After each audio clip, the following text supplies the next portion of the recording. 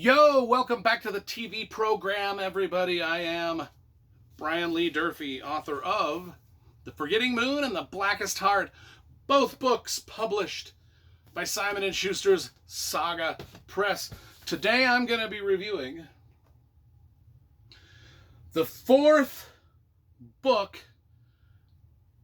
in the Chronicles of Brother Cadfael of the Benedictine Abbey of St. Peter and St. Paul at Shrewsbury.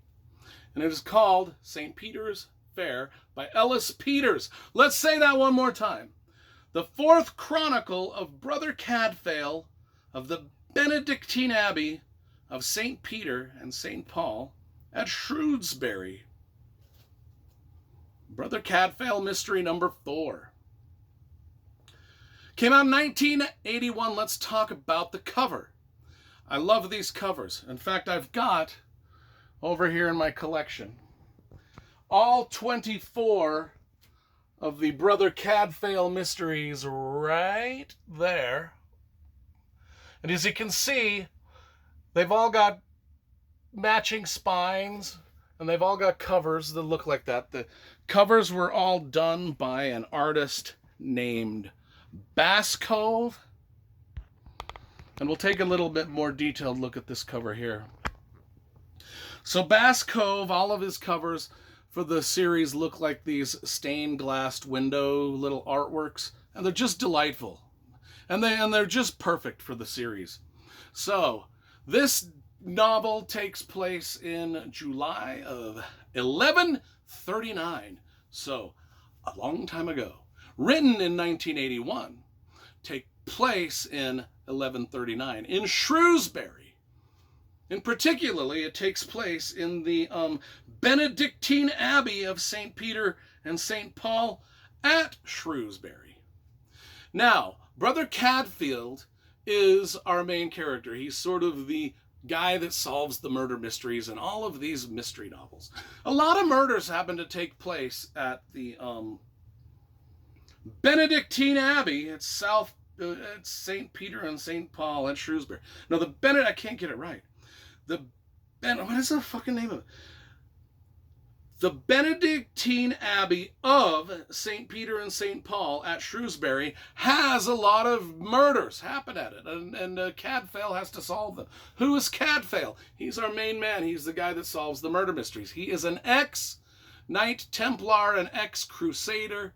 So he's sort of a badass that has decided to take a retirement in this abbey in Shrewsbury and just be a monk.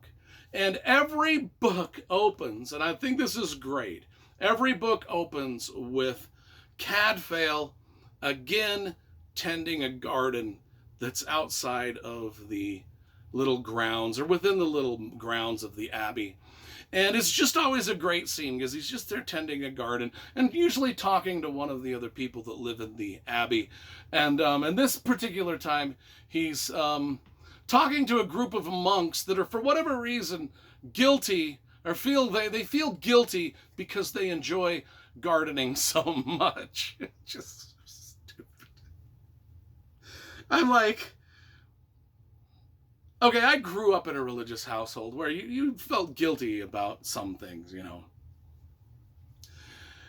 But in monks, they usually feel guilty if they have sinful thoughts of, sleeping with a beautiful young woman. I get that. Religion just does weird and wild shit to you, right? It fucks with your head. But these monks, they're enjoying gardening so much.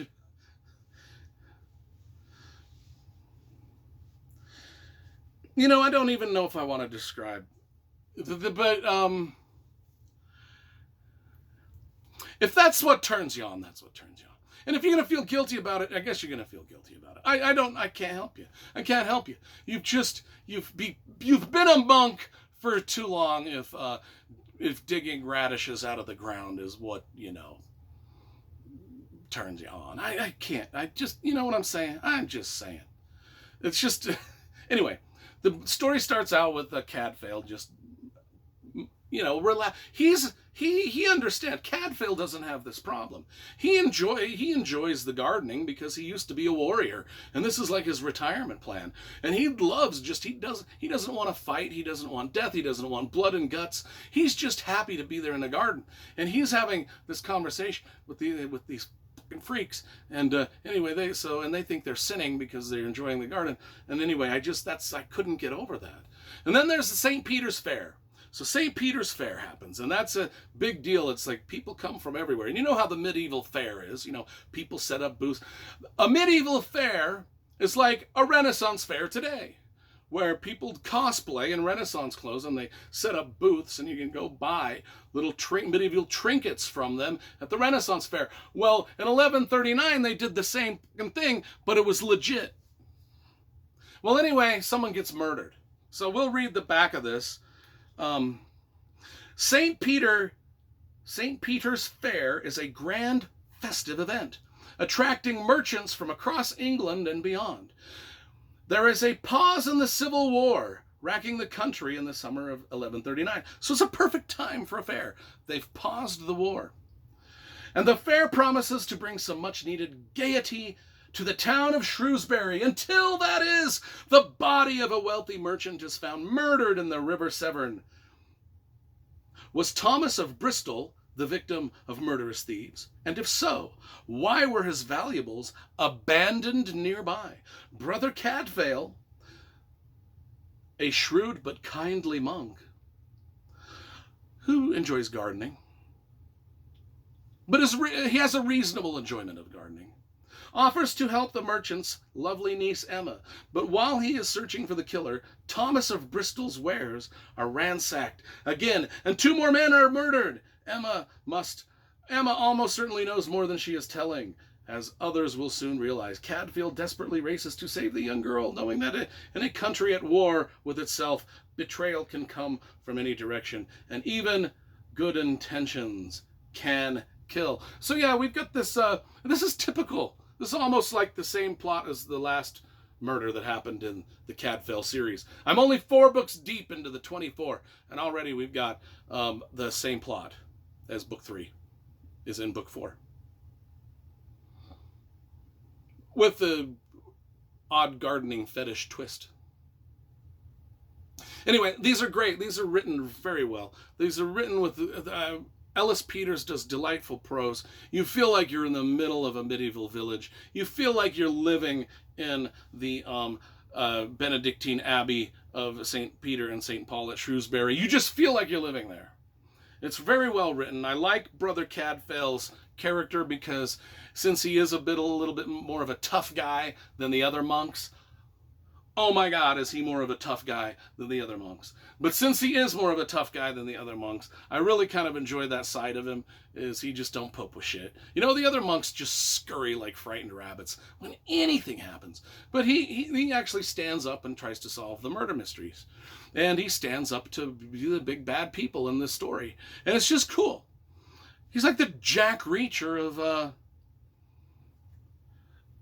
the Benedictine Abbey of St. Peter and St. Paul at Shrewsbury. That's what he is.